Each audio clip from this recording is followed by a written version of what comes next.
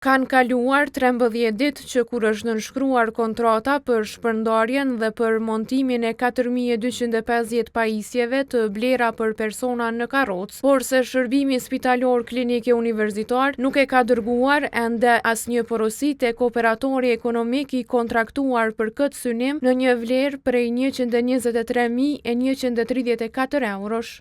Në dosjen e tenderit, afati i shërbimit ka qenë 10 ditë kalendarike që nga marrja e porosisë për instalimin e pajisjeve, por një kërkesë e tillë nuk i është bërë shoqatës Hendikos, edhe pse kontrata me të është nënshkruar me 4 dhjetor.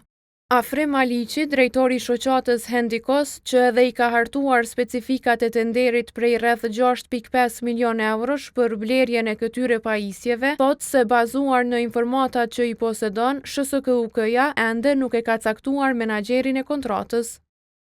Jemi dakorduar dhe me datë 4 dhjetor 2025 është nënshkruar kontrata. Sipas tyre, ata tani do ta vendosin një menaxher kontrate për cilin do të na njoftojnë dhe më pas ne do të koordinohemi për të gjitha çështjet që kanë të bëjnë me pajisje. Deri më tani asnjë kërkesë porosi nuk është bërë dhe po besoj se arsyeja qëndron te emërimi i menaxherit nga ana e SHSKUK-s.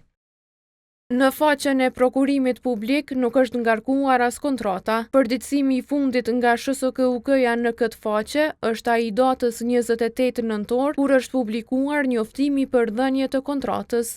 Sipas rregullores së prokurimit publik, menaxherin e kontratës e cakton zyrtari kryesor administrativ, që në rastin e SHSKUK-s është drejtori i përgjithshëm Elvir Azizi.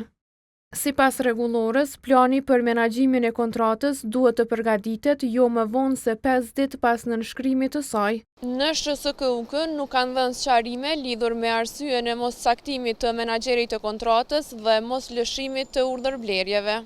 SHSKUK-ja e ka nisur procesin e aplikimit për përfituesit në qershor, pas raportimit të kohës se pajisjet nuk janë shpërndar tek personat në nevojë as për gati një vit pas blerjes. Produktet si karroca speciale për fëmijë, karroca elektrike, karroca tualeti, paterica të ndryshme e pajisje të tjera kanë mbetur në bodrum të QKUK-s edhe pse ka kaluar mbi një vit nga kontraktimi i tyre. Shoqata që e fitoi tenderin do të bëjë shpërndarjen dhe montimin e pajisjeve në të gjithë Kosovën, do t'i përshtat ato sipas nevojave të përdoruesve, do të ofrojë trajnim për përdorim dhe do të raportojë rregullisht për punën e kryer.